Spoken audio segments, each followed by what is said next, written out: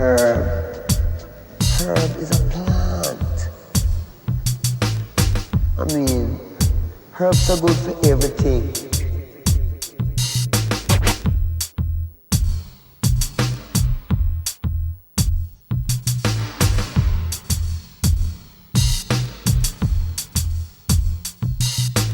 Herb.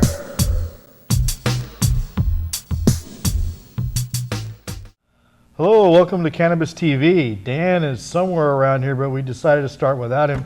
My name's Mike, I'm from Washington. I'm Eric, I'm here from Oregon. And we're going to try to point out some crazy things that are still going on in the cannabis movement. One being that Washington is trying to move forward without stumbling too much. They have about the biggest consensus they have up in the state of Washington is they don't want to see the epidemic of stoned drivers on their streets.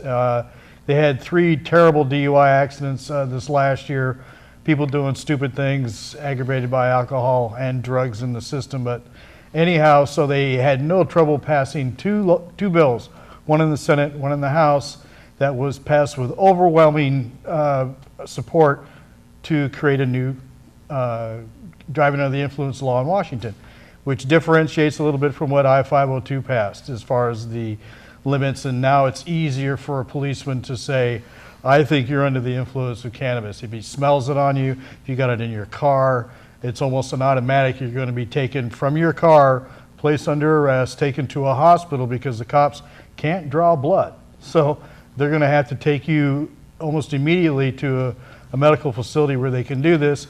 And they also have to have the custody of the evidence chain set up so they can take your sample, make sure that was your sample, and it goes through the proper chains and gets back to you with the proper results. So they're working fast and furiously to try to make sure that they can throw you in jail quickly, but they are still having trouble figuring out how to open up a recreational sales. So once again, Washington is moving forward slowly, and we hope for the best. You know, I've always, when that first came up, when Washington first legalized, and the next big question was, what are they going to do about the driving situation? I might have an extreme view on this, but my opinion on that was to do not a single thing, do exactly what's been going on now.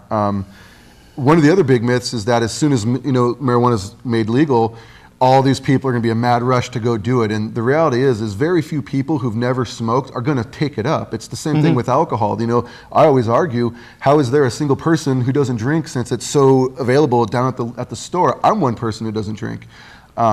And that argument is just completely without merit. And for decades now, ever since the invention of the car, let's be honest, even horse and buggy days, people have been driving stoned. And the reality is that the amount of people who are going to cause an accident compared to people who are on any other kind of drug, the difference is just enormous. And I would venture to bet that if they didn't make any legislation regarding DUIs and marijuana, nothing would happen. And I'm more concerned, and we all know why this isn't an issue, I'm more concerned with prescription drugs and people driving. I mean, there's far more many pharmaceuticals. I have to take a few myself that I would never get behind the wheel of a car. And we all know why that is not going to be an issue. The pharmaceutical industry is a lot more powerful than the marijuana industry, that's for sure. Absolutely, and they also know that they've done studies. The University of Colorado is probably the most prevalent of these studies, where they actually looked at all the states that had medical marijuana and just dove into every statistic they could drag out. And one of the overwhelming consensus that they came to was that in all the states where they did this sampling, all the states with medical cannabis, every single one had roughly a 10% drop in traffic fatalities. And it also corresponded with a similar decrease in the sales of alcohol. Now, you can take and read what you want into these numbers. I've always gone by the credo that statistics never lie, but liars use statistics. So you got to really do your homework. But the fact remains is that alcohol is a far bigger serious problem in Seattle with these DUI accidents that they had last year. One of them was just some guy driving a BMW as fast as he could, about 150 mile an hour, missed a turn and ran right into a concrete embankment. Big boom right downtown. So, you know, the mob still kind of rules in politics. So when something happens that stirs the debate, you get this kind of law. So it's flawed. It's not going to really help anybody. I think it's going to be terribly expensive to try to enforce, and it's going to be counterproductive. So, but if you look at some of the arguments out there, people are still afraid. You go to Illinois, they're worried about stoners on the highway. The U.S. attorney in Montana saying same thing, stoners on the highway, when this has never happened. And you know, I'm sorry to tell these people, but the stoners have been on the highway since the 60s. And like I said, even further back. You know, one thing that I've proposed is, you know, every once in a while you'll see on TV, on the news, local law enforcement, state law enforcement, they do these programs, and they do these little things set up for students. And they have a few people come down, it's a controlled environment, they let a few people have a few drinks, and they show them this is what impairment does. I'll put myself out there, and this is a message to any law enforcement agency, set up a test at a state facility run by the Oregon State Police. Let's get people out there on alcohol, people on marijuana. I will volunteer, and let's prove it. It's that simple, people. This is how simple that this conflict can be resolved. Let's put it to the test. You know the old saying, put your money where your mouth is. Well, they're quite frankly, they're afraid to try a test like that because law enforcement knows for years they've been pulling people over, and any law enforcement officer who's honest will tell you they would rather deal with a person who's been under the influence of marijuana than any other substance, alcohol, methamphetamine, prescription medications. But it'd be a very simple fix. You know, we could get this answer once and for all. Let's set up a test. I'm a medical marijuana patient. I'm a card holder. You know, let's do this. And we would get our answers, and they would be, I wouldn't be surprised, but I think the majority of the people in this country would be surprised. Well, I think they would. I mean, you can go back in the last 20 years and find tests done by the National Highway Transportation Safety Board. And a few of these were done back in the 80s and early 90s in Amsterdam. And they would put people on a closed course so they're not out on the street, and they would be on prescription meds. They would do alcohol and also cannabis. And they think the one constant that they found is that cannabis drivers could never get too high where they couldn't safely complete the course. Now that's driving on a closed course, and I get that, but the point being is that cannabis people slow down for whatever reasons. You know, alcohol is just like lighting a fire under gasoline. You know, it changes everybody's personality. You think you're Mario Andretti. You're going to get in that car and you can do this. You've got the confidence is building. It's just the alcohol talking. Cannabis, you get high, it's totally different mindset. So, but they've done these tests. They've done them, informally. They were doing them in Seattle last winter. Just a TV station wanted to know. So they set up their own thing. They had medical patients. They put a little tent so people could get high. Here's the sheriff sitting over there kind of shaking his head. I don't know about this. And they had this little parking lot course set up. Yeah. Same thing. These people couldn't, get too stoned, and they were fine. Yeah, I've always said, I would be more than lose that one. Yeah, exactly. I'd be more than willing to, let an officer get behind me and don't even let them know. I'll just, try to pull me over, whether I'm sober or whether I haven't smoked. It's, and one of the things in this that says, if one's breath smells of pot, a cop finds cannabis in the car, then one may be exhibiting the effects. Well, that's simple. Then every person who smokes just throws a piece of gum in their mouth. And then that eliminates that problem. That's the point. When they have to go with strictly off of smell, if you smell it in the car, you couldn't even really tell unless you put your nose in the person's mouth. I don't know how many cops want to do that. But. We had the state police and the county boys up in Washington would take a closer look if they smelled patchouli in your car, thinking that you have that. Traditionally, that's what hippies do to mask cannabis smoke, which is crazy. They're just looking for an excuse. But, it's they're looking for a symptom, and they've got all these cures. Excuse me. And so, but it's all law enforcement. They are trying to play on people's fears. There's, almost half the people, didn't support this in both these states. Yeah. And a lot of those people are just ignorant of what the facts are, because if you watch any media, you really have to work hard to find the facts, because the rhetoric hasn't changed in 40 years. Is that we got to protect the kids, public safety, and they don't even worry about how many people tens of thousands of people that die from pills every year, either from misadventure or just getting your dosage wrong. Yeah. Nobody dies of cannabis. But sadly, when they do these, kind of studies, they also come out, well, all these fatalities, 75% of these people had cannabis in their systems. But anybody who's been in the, drug field, who has worked with people who have drug problems, a lot of people use marijuana to kind of take the edge off the effects of coming off of cocaine or heroin or some of these other really nasty drugs, because it helps you kind of come back down. So yes, it's going to be in their system. But you have kids now that have these, farmer parties where they just get a big old jar, put a bunch of pills in there, and have at it. We've lied to this generation. They don't believe us. We say marijuana is evil, but they can't tell the difference now. So they don't trust us. They're going to find out on their own. And over 20,000, people die every year, misadventure with pills. So. That was I was one of the first groups back when I was a kid. I was one of the first groups that started with the DARE program during the infamous Reagan administration. And I can tell you firsthand, I had never heard the word marijuana, cocaine until that program. And I'll be first to say that program did nothing but pique my interest in drugs. No one at my school was talking about it. I think they overblew the whole, it's in our kids' schools, it's, and one of the arguments, and I've heard a lot of marijuana activists say that, they're tired of trying to quell all these reefer madness era myths. Most people don't buy that anymore. Well, for me, all these DUI laws reinforce that, a lot of people still have these reefer madness era myths in their head.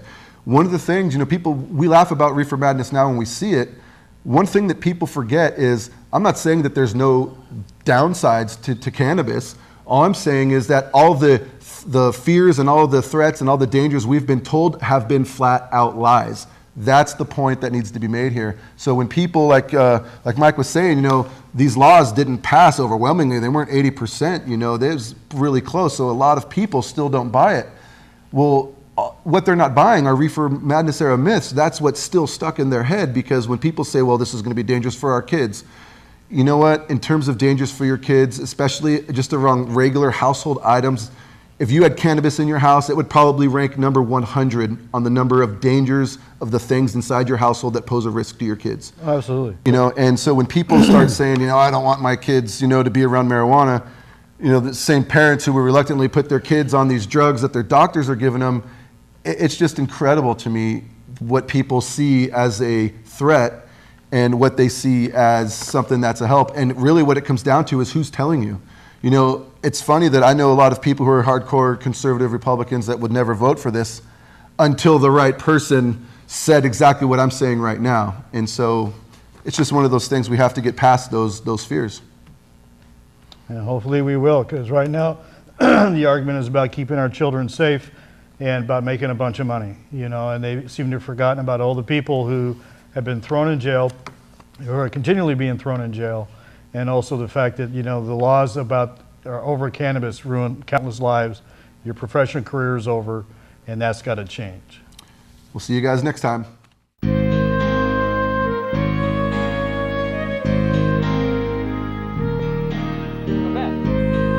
What the vein I've been hearing about?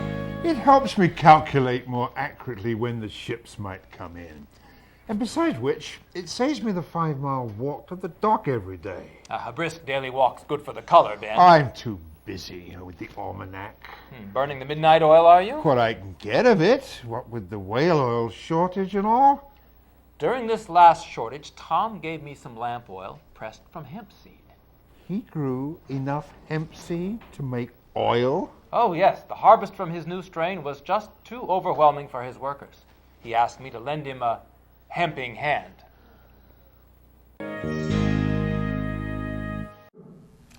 Hi, and welcome back to the second half of Eugene Cannabis TV. I'm Eric. I'm joined today by Joe. Hello, everybody. Today we're going to talk about, in this segment, we're going to talk about a few of the ongoing legislature and bills that are going through the Oregon Senate and through the Oregon House of Representatives. One of the first ones that we'd like to talk about are Senate Bills 40 and Senate Bill 82. One that I'm very happy is going to see pass, hopefully, is Senate Bill 82. And what Senate Bill 82 does is it takes away the revocation of your driver's license if you're busted with possession of marijuana.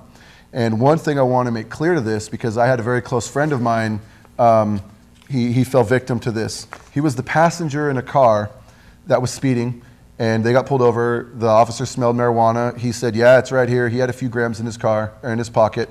He got a ticket and lost his license for 6 months as a passenger. What this did was, he almost lost his job, I don't no longer work there no more, so I can say now that I lied on his behalf so he wouldn't lose his job. But we had to go that length because he was a passenger in a car on the weekend on the coast, enjoying the day, having fun. And he got his license suspended for 6 months because he was in possession of a few grams of marijuana as a passenger in a car. Well, that's one thing that they try to do, to make it as hard on you as possible, is to take away your license, and then therefore you can't, get to work or pay for that ticket that you just got. And if you want to surprise yourself, not pleasantly, but if you want to shock yourself, go to the internet and look up what convictions and what kinds of crimes require a license suspension. And you'll be surprised that if somebody who could be a passenger in a car or even walking down the street, if you're jaywalking, let's say, and they pull you over to cite you for jaywalking, they find marijuana on you, your license is gone for 6 months. I mean, that's how absurd it is. It's almost as if there's a conspiracy against anybody who's smoking marijuana. Let's make sure they can never hold a job. Let's make sure they can never get, their credit can be ruined. Well, that plays back into the reefer madness. If all these people are jobless, carless, and essentially homeless because they can't get their credit up because they can't pay for anything. Yeah. That's they're right in with all of the slums and everybody else. Yeah, it's just one of those more absurd laws that I can't believe just on principle this was repealed years ago. The problem is that once you're a marijuana smoker, people we're like the outskirts, the outlaws of society. Oh, yeah. Still, it's unbelievable. It's thought of that way. So when people see this and they hear the story of, this guy lost his license, and they say, well, he shouldn't be smoking pot. That's just one of the more absurd arguments about it. And the other one, SB 40, what this is this will change the class of the crime. It'll no longer be a Class B felony charge if you're in possession of small amounts of marijuana, that being up to 4 ounces. This is a really good one for the younger population that are just starting off their life, trying to find out who they are or what they want to do, and may be in the wrong circle or the wrong place at the wrong time, and now they're not going to have that follow them around for the rest of their life. They can still get the jobs that they need, and they can still go about their life the way that they were supposed to. And if you want to have another shocker, why don't you go to your computer and check out what are Class B felonies and what falls under a Class B felony. And then you could compare that to somebody who has a couple ounces of marijuana, and you can tell the difference of how absurd this is. Oh yeah, all the way back to the first arrest for marijuana. What was it, for like a half a joint or 2 joints or something like that? It was actually, it's still like that in some states. Actually, when I got out of the military, I unfortunately stayed in the South. I don't know why.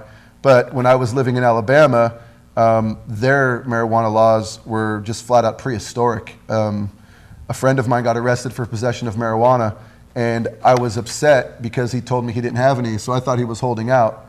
And when the officer came up to because he got busted leaving my house, when the officer came to my door and told me he was taking my friend away for possession of pot, I got a little miffed, and I said, "Are you kidding me? What do you mean?" And he said, "We found some shake on the floorboard of his car." And I told the officer, I said, "Officer, I'm from California, our laws are obviously different out there. What's the law in Alabama?"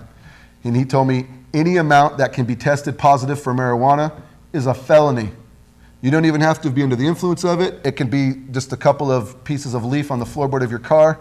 And picked up off the bottom side of your shoes. So yeah, exactly. So I don't complain too much living out here in Oregon. One of the things I would like to see, just off on a separate note, is they have changed the driver's license suspension. One thing they need to work on next is what it does to students. If you're a student and you happen to get busted for marijuana, you can lose student loan, you can lose all federal aid, you can lose any attempt to ever reapply for federal aid. And that's just insane. Basically what they're telling you is if you smoke marijuana, 1, we'll take away your driver's license. Thank God that's getting changed. But and, 2, good luck on getting your life back together. Yeah, anyway. and 2, if you want to go back to school and fix things, forget about it. We don't want you to do that either. So hopefully in the future, I know that's going to be a federal mandate because that has to do with school loans. But for now, I feel sorry for the students who have to still do that and do it in fear.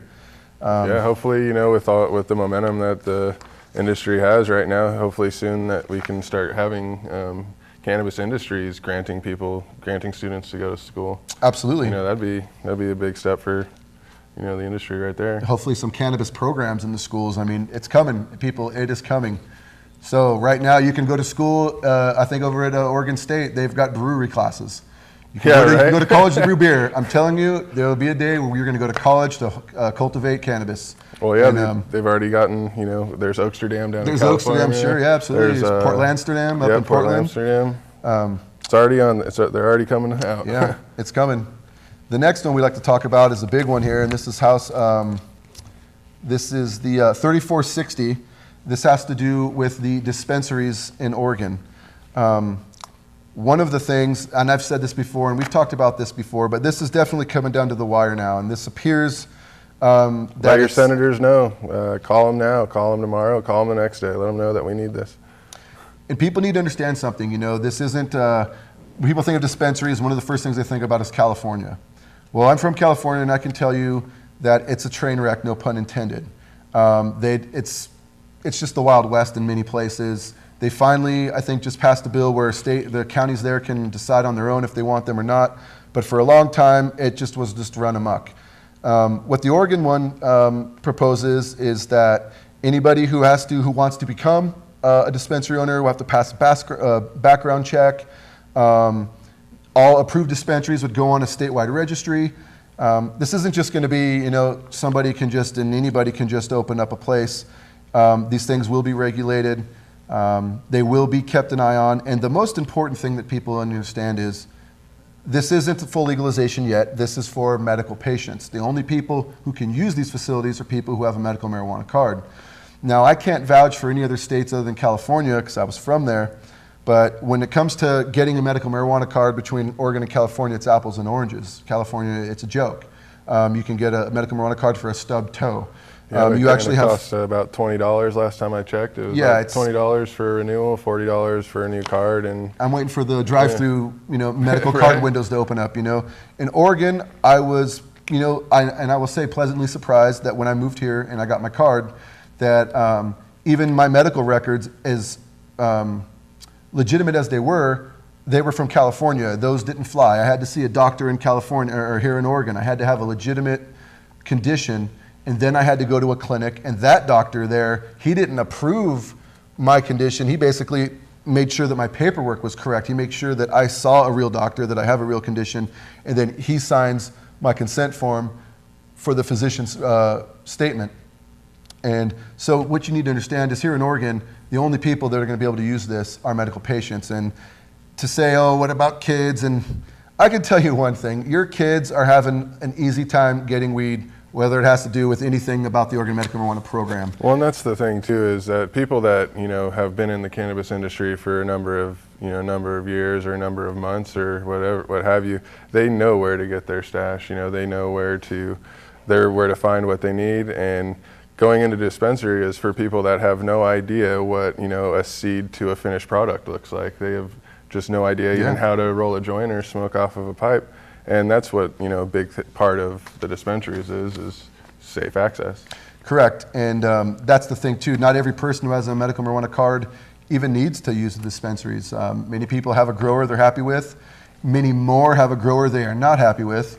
Unfortunately, there is a horror story on either side, which is another reason for dispensaries. They fill that gap for when people are not agreeing on, well, you need to give me this much, or you need to pay my bills, or this, that, or the other. It kind of helps that situation greatly.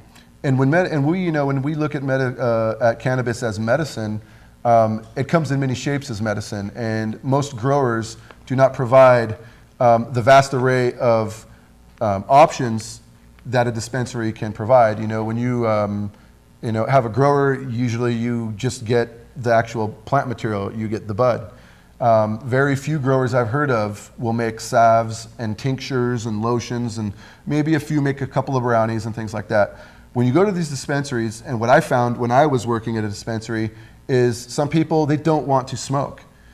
Some people can't smoke, some people can't eat edibles, and sometimes a tincture is the only thing that works.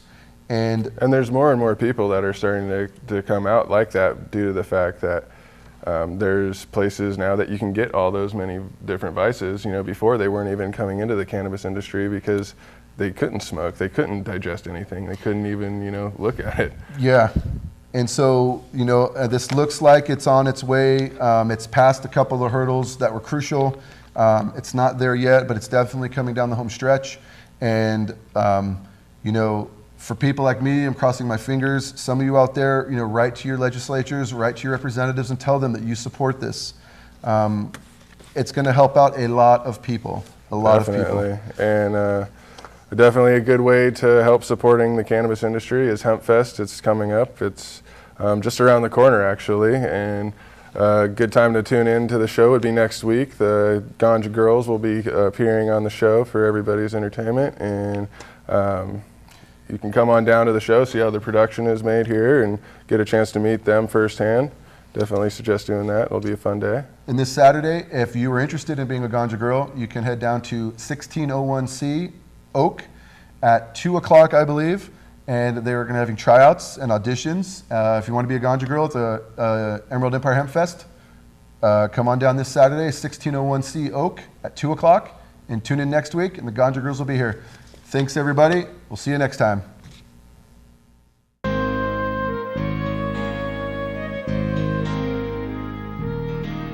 Tom, I've been doing some more experimenting with electricity.